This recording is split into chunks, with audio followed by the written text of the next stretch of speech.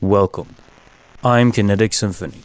I hunt down and report on mysterious and weird, true stories, from glitches to the paranormal.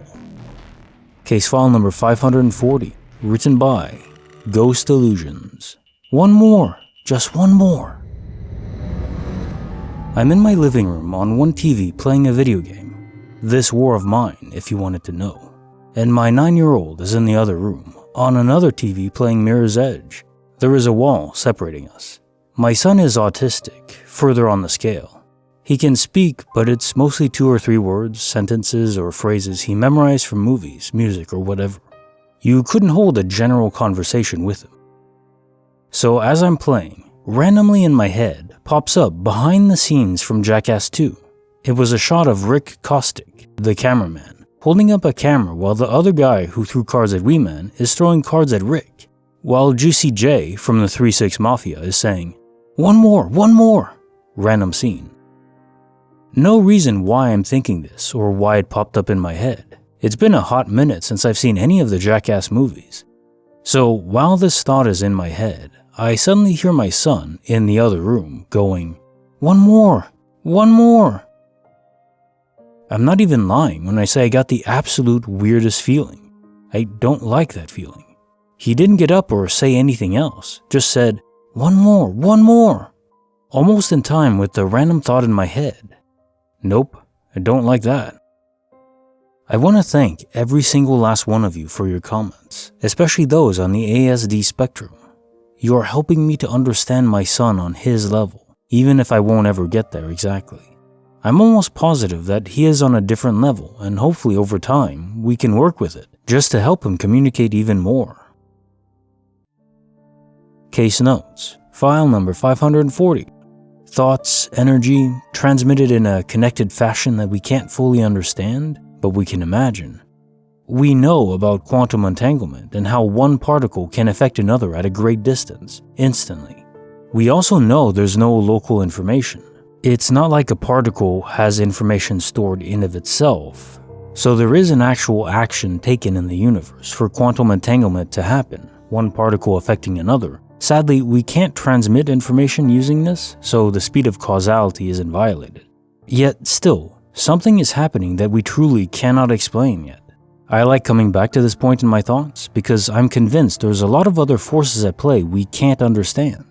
Not yet. I don't think it's magic though, it simply hasn't been studied. In this case, the connection we have for those we love, or rather I suspect, those who occupy a great deal of thought energy from our minds, even negative. I think it's why rivalries and grudges often are mutual. That negative energy feedbacks on itself and it contributes to a never-ending cycle, or a very difficult one to break. I'm sure it happens to most of us at some point. We're thinking of a friend and as soon as we go to text them, they text us first. Interconnectivity beyond the conventional. I love it. Creepy file number 11, written by Summers 11. A white van, a cemetery, and a woman's screams. At the time this happened, I did tell my flatmates, but I left out certain details, not wanting to seem like a weirdo to them.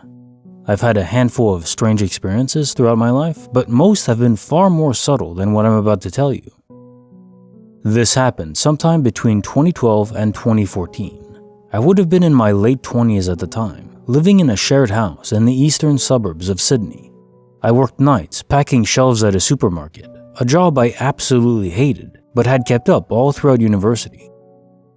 In fact, I'd actually graduated in early 2012, but found I was too lazy to just quit. I ended up spending those last few years in the share house kicking around, working this crappy dead-end job, waiting for everyone to go their separate ways so my life could start. After each shift, I'd catch the bus home from work at around 11 p.m., get off at the top of the hill at the shops, then walk down the hill towards home. It was only about a 10-minute walk home from the bus stop, and I only mention all these details because I probably caught that bus and made that same walk 1,000 times in all the years I held that job. This was the only time anything even remotely creepy happened.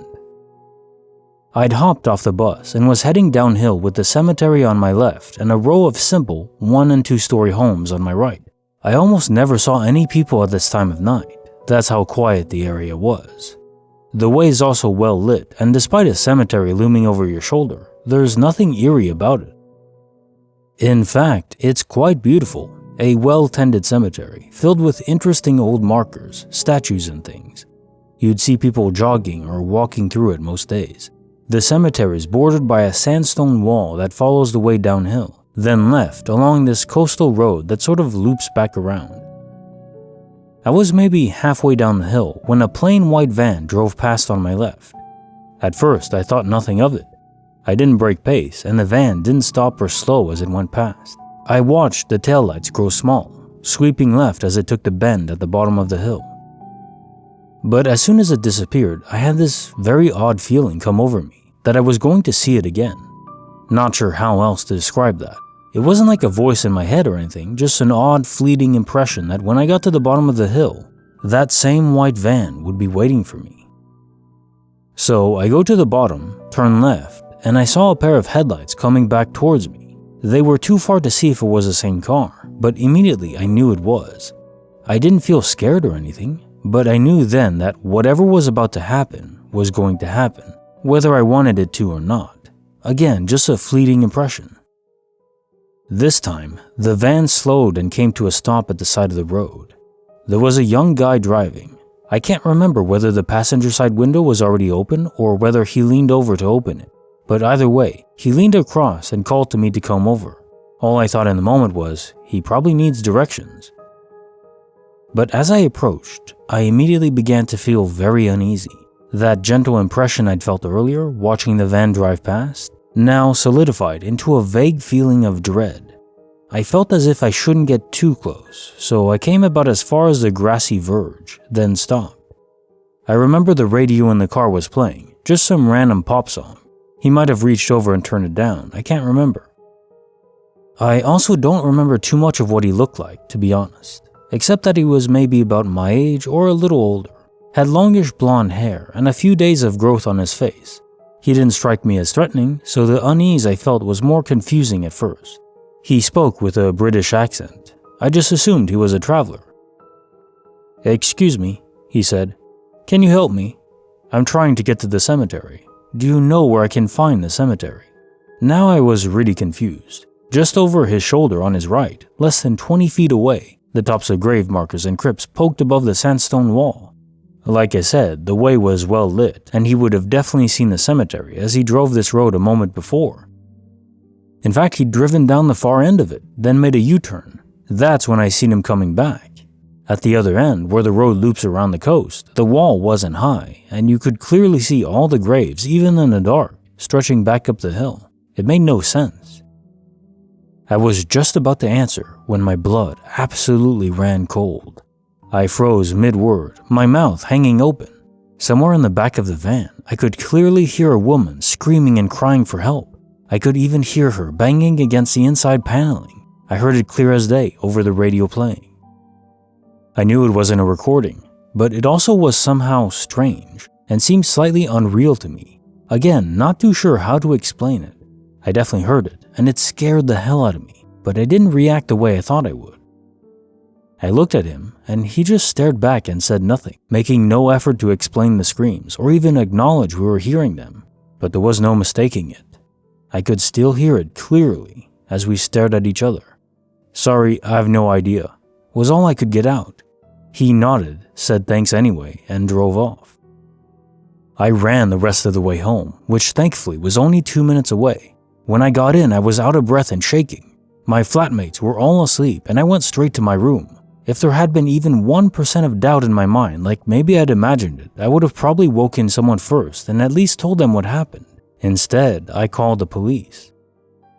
I had to explain the story to 2 different cops. Long story short, because of a jurisdictional thing, my area actually fell under a police station further away than the local one I'd called. They took it seriously, took all of my details, and said they sent a car to look for this van. Unfortunately, I hadn't seen the license plate number. In the moment, I hadn't even thought to check, stupidly. And my description of the driver wasn't much more detailed than what I'd describe here now. Though they had all my details, the police never called back to follow up, and nothing showed up in the news or any newspapers. When I told my flatmates about it, I left out the strange feelings of dread and just stuck to the details. They mostly thought I'd been pranked somehow, and while I guess that's possible, to this day I know that's not what happened. It's one of those had to be there things, but the whole thing felt so unusual and didn't play out like any kind of prank. The whole thing lasted not even 3 minutes from when he first drove past to when he drove off, and our interaction lasted probably not even 20 seconds. But it stayed with me for years, and I often think about it, wondering what happened. I've thought about it a lot over the years, and my gut tells me that there was something else going on. What I mean by this, I don't actually believe there was anyone screaming for help in the back of the van that night, but I 100% swear on my life that what I heard was a woman screaming and crying for help, and that it was coming from the back of the van. I actually don't think the driver could hear it either, but what it means I don't really know. Anyway, that's my story. Like I said, I've got a few others, but this one is the most dramatic, and I suspect it will stay with me for the rest of my life.